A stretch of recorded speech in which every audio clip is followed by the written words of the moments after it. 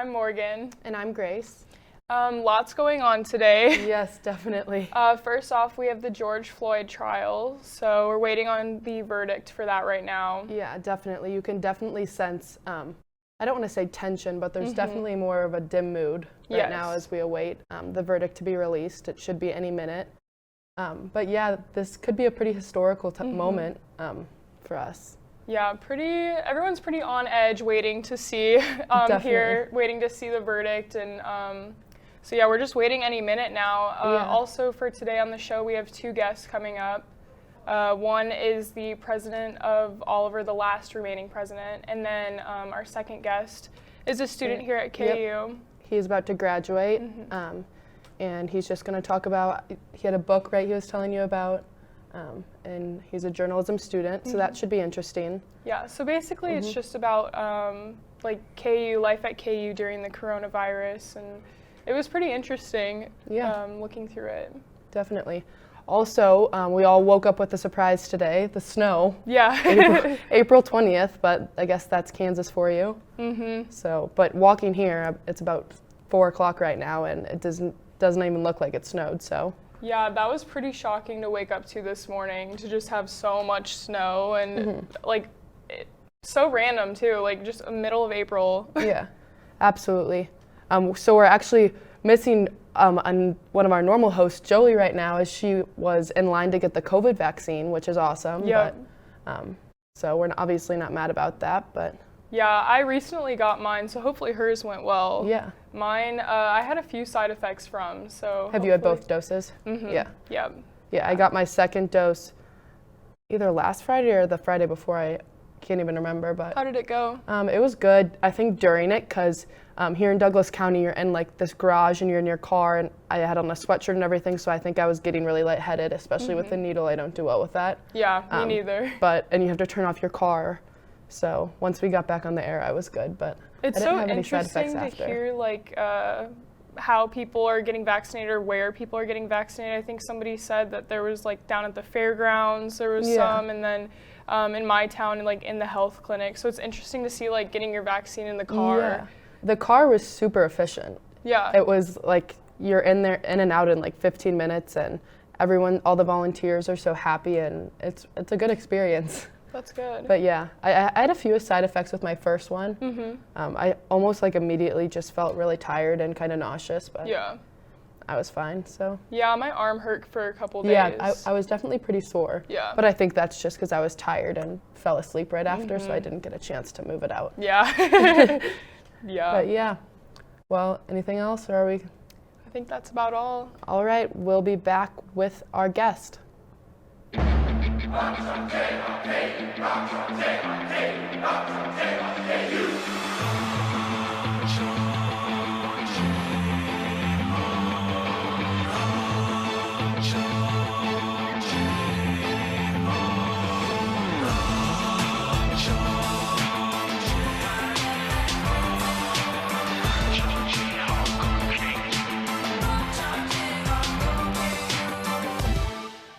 What was it like being the final president of Oliver Hall?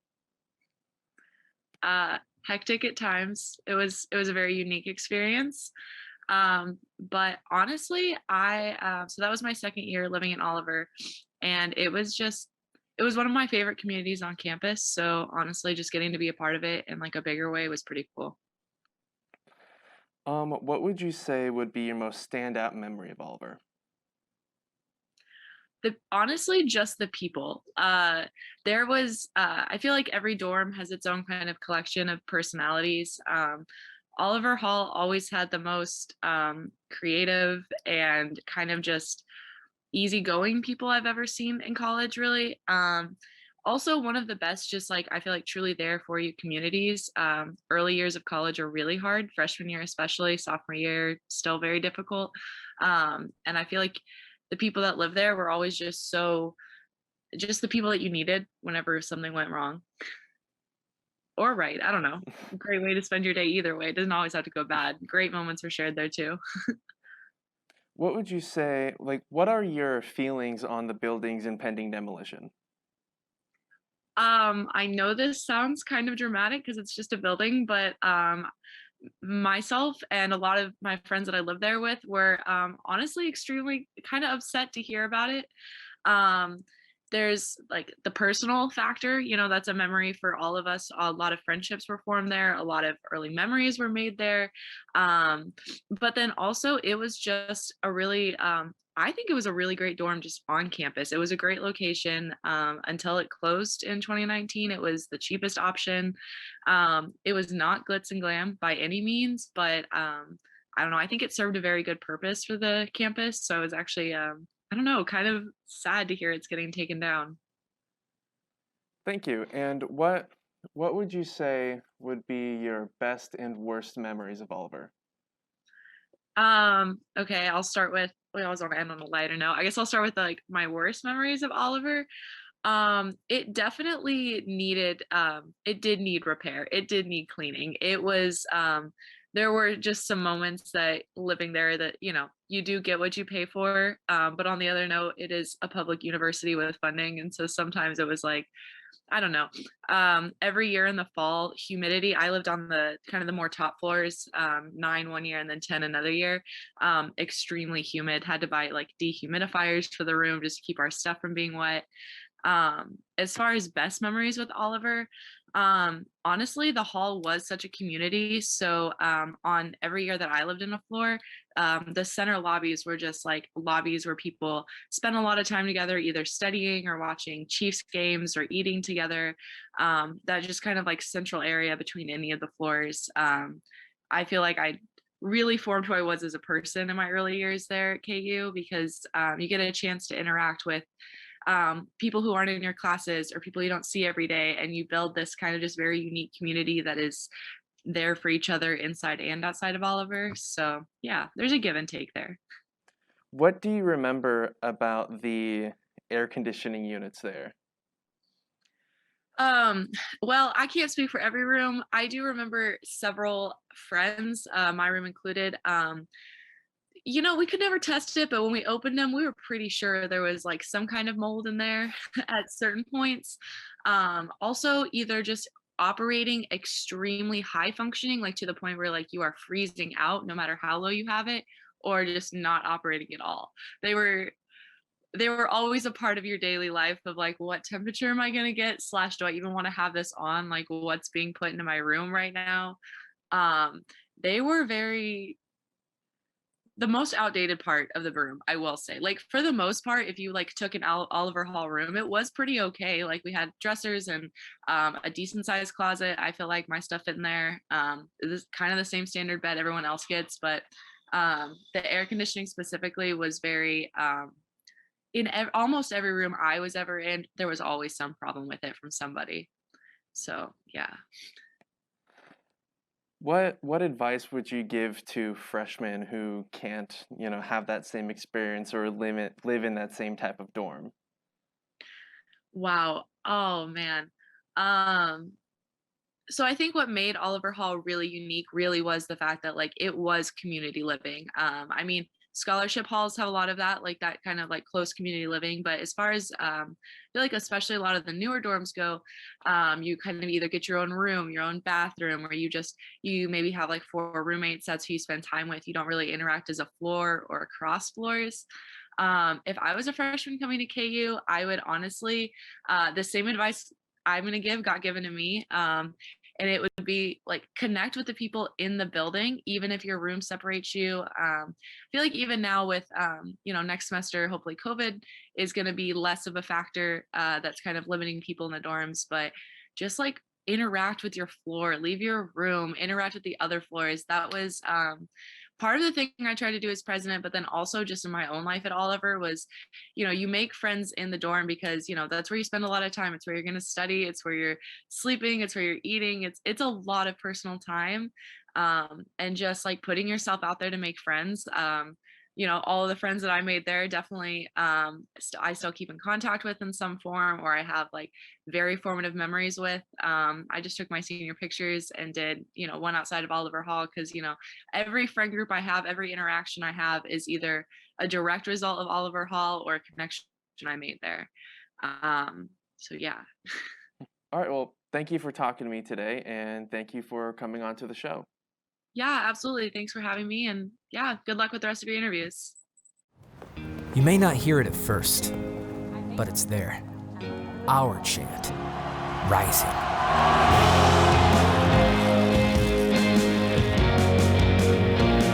On this summit, callings converge, voices unify into a chorus that sounds out for good, for greatness. Can you hear it? Well, we're back. They just announced the verdict in the Derek Chauvin trial, and he was proven to be guilty on all 3 charges. So here at the J School even, you can definitely sense the sigh of relief. Yeah. There's definitely a better mood around. And they were showing videos on CNN. People are cheering. Yeah, the crowd's excited, outside. Yeah. So we still are waiting if there's going to be an appeal and the sentencing, but right now, Good this news. is good news. This is history, so we'll always remember this. Yep. Well, we will be back. We'll update you if we need to do so, but we'll be back with another guest. Yep.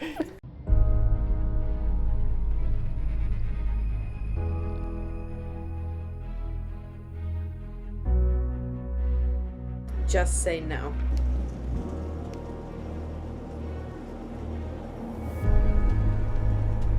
Just say no. Just say no. Just say no. Just say no.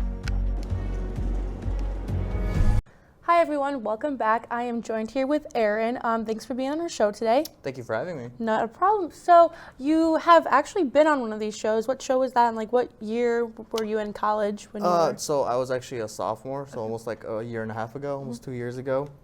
I did Good Morning KU. Oh, okay. Yeah, so this is how I got introduced into all this, and I really enjoyed it. And then the next semester, I came back and did another show, and then I think I was gonna come back for a third semester, but then the pandemic hit, to where we didn't get to do much then. Did you get to do at least one show before COVID came? Yeah, we got to do one show, and Okay. then they just canceled everything. Okay. So now that you're a senior now, like what have you been up to?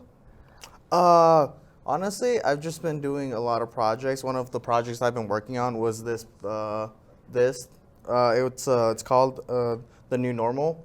So basically, it's photography that we took for one of our journalism class last semester.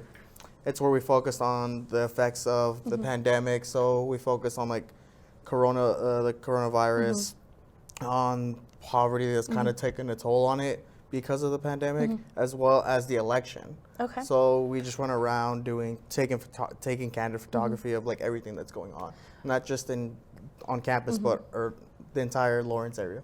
So how long did that like take you and like everyone else that contributed to make? This took probably like half a semester. Honestly, we kind of rushed this a little bit just because at the beginning we weren't really sure if this was actually going to be a thing that we were going to do. Towards the end, we kind of committed to it, and honestly, I'm very proud of this. At the beginning of actually this semester, this is when the book started coming out. So. Well, it looks amazing, and I want to go to the library and look forward to reading it. Now, is this like a project that, or you want to do more projects with, like after you graduate, or? Honestly, yeah, this would be interesting. Yeah, I would like to do more projects like this. It's a way for us to tell a story, be able to show what happened, how we experienced life in this time for people for ages to come. Yeah, I know, for sure. I would love to do more projects like this. Awesome. Well, thank you for coming on the show today. We will be back, and after the break, we'll be back with the news.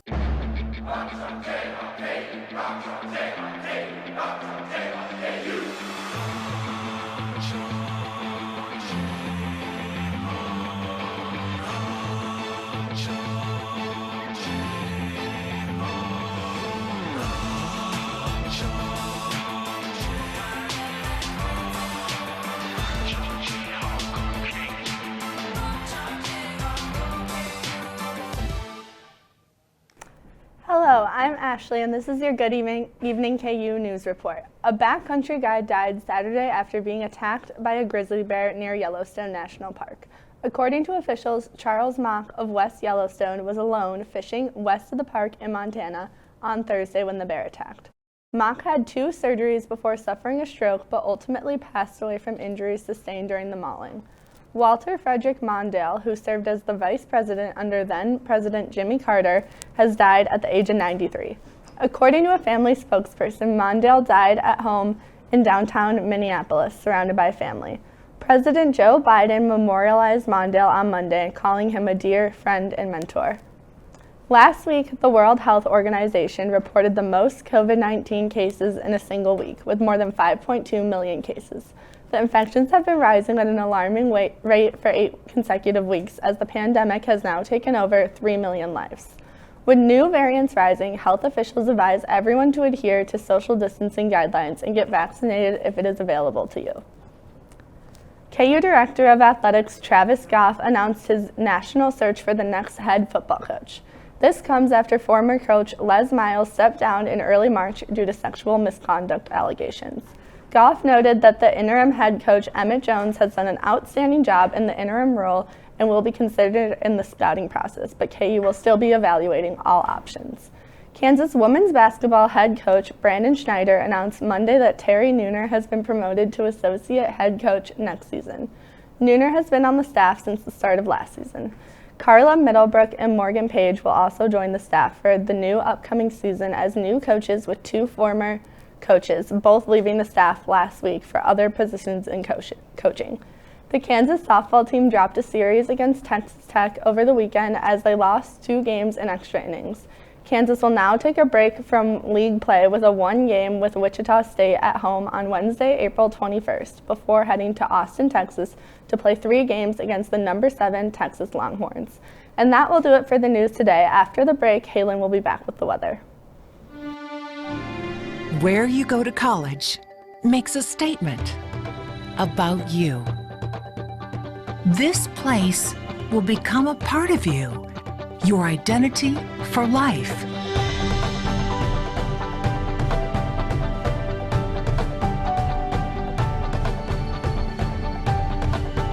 The University of Kansas. A great place to be you. Hello, Jayhawks. Take a look outside from this morning. Yes, you see it. It is snow. We got quite a bit of snow from this morning and pretty much most of the KC metro area, but luckily that snow is already pretty much gone. And take a look. This is actually from this morning from my apartment window. Snow's still kind of sticking around. It was about 10 o'clock when I got up, so it was already kind of starting to melt, but check out from earlier, or from just about a couple hours ago, completely gone. That's just how quick this weather changes here in Kansas, and that is just the definition of spring. Just it's either it's winter 1 minute and it's spring the other minute. But welcome back to the show, and here's some of the totals we had from from today. As you can see, Lawrence had about 3.5 inches, and other areas about the same. Manhattan got to be up to about 4 inches of snow, as well as Kansas City getting up to about 3.5 inches of snow as well. But that snow is all gone right now, and going into the next few days, things are still going to be cooler than normal. Rain showers are also going to be returning, and we're going to be warming back up this weekend. So right now here in Lawrence, in the Kansas City metro area, we're currently at 43 degrees. Ottawa's getting closer to 45, and Leavenworth is at 42 degrees. So pretty chilly for the most part, and that wind's kind of blowing from the northwest at 10 to 15 miles per hour, so a little brisk with a little bit of wind, but other than that, it is still 43 degrees and mostly cloudy skies. That snow is gone, and as you see, here's the system that came through this morning as it's pushing its way down to the south. But for the most part, the clouds are breaking apart, and we're mostly seeing cloudy skies.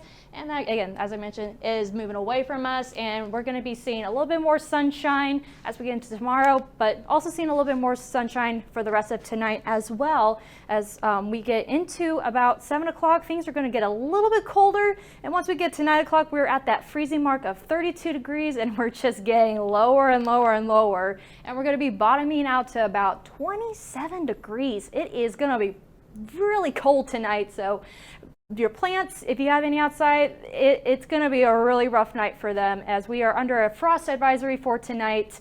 And yeah, it's a really cold night, so definitely want to wear a heavier coat. But luckily enough, tomorrow we're going to be climbing back up to 52 degrees with partly cloudy skies and winds from the west at 10 to 15 miles per hour. And things are going to get a little bit better, a little bit okay as we get into Thursday and Friday. Rain's going to arrive, as we're going to be at 40% chance of rain on Thursday for Earth Day, and Friday will still be around 50% chance of rain showers and possible thunderstorms as well. But going into the weekend, things are looking a lot nicer. We're climbing back up to about 70 for Sunday and then 80 degrees for Monday. It is going to be gorgeous, but then comes more rain and storms, and I will actually keep an eye on this system that will come up next week, because this is actually a potential for severe weather. But when we get into next week's show, I'll have more details about that. But that is all I have for this week's weather forecast. Thank you for tuning in to Good Evening KU tonight. We will be back next week. Have a good evening and stay safe, Jayhawks.